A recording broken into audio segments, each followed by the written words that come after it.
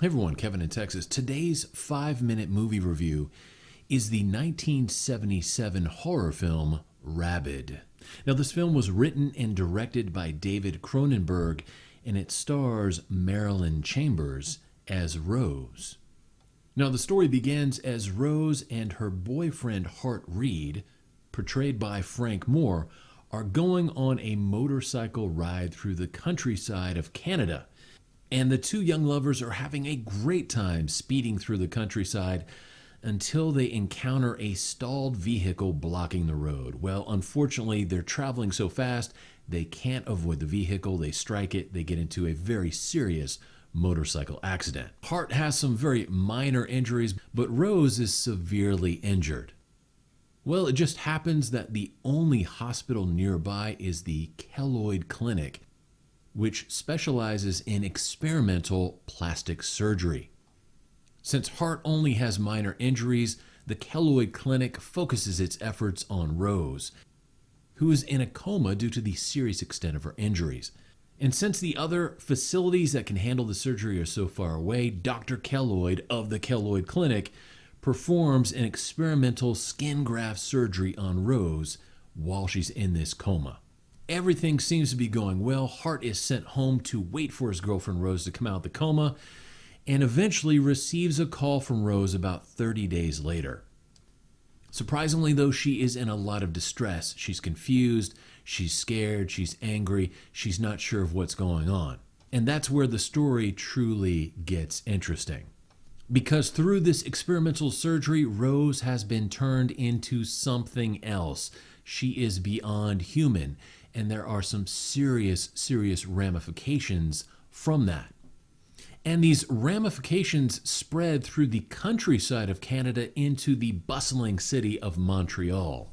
Now, at its heart, Rabid is a part mystery virus, part zombie thriller. And for its relatively low budget, it does a nice job of telling a story. Now, like any other science fiction story, there's going to be some plot holes and some plot armor. And there are some monster cliches spread throughout the film as well. But the strength of this movie comes down to the acting skills of the lead actress, Marilyn Chambers, who does a superb job in the leading role. And what I found both notable and remarkable is the ability Marilyn Chambers possessed to go from one emotion to the other almost seamlessly. In the film, you'll see her go from scared to angry, to predatory, to remorseful, to sad, and back again, and doing that in a very believable, authentic way. So much so that after I watched this movie, I actually had to look up Marilyn Chambers because I didn't know who she was. I was wondering why she was not a bigger mainstream movie star, because she truly did a great job acting in this film.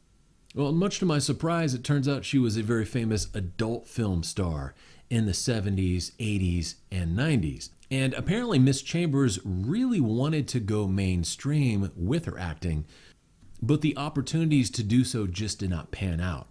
I think that's unfortunate because she had some serious acting chops, and if you watch Rabid, you will see that in motion.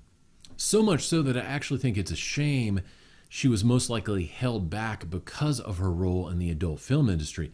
Honestly, I think Marilyn Chambers was a wonderful actress, and it would have been cool to see her in some other roles, especially some more serious roles, because I think she could have handled it quite well. Interestingly as well, there may be a little predictive programming in this film, as there's a scene in Montreal where the government says that citizens who do not have their vaccination card are not allowed to go outside. And given what we all just went through, especially the folks in Canada, I thought that was a very interesting scene in a movie from 1976. Overall, I'd give Rabid 3.5 out of 5 stars. If you like the zombie flicks, if you like the mystery virus flicks, you'll probably enjoy this one. I wouldn't say it's a great film, but it's certainly good. And again, the lead role by Marilyn Chambers is very well done. Now, I viewed Rabid on Amazon Prime. If you do some searching, you can probably find it in other places. And it's certainly a film I'd recommend if you like horror movies, if you like 70s flicks, if you like watching a very beautiful woman do some great acting. This is Kevin in Texas saying God bless each and every one of you. I'll talk to you later. Bye.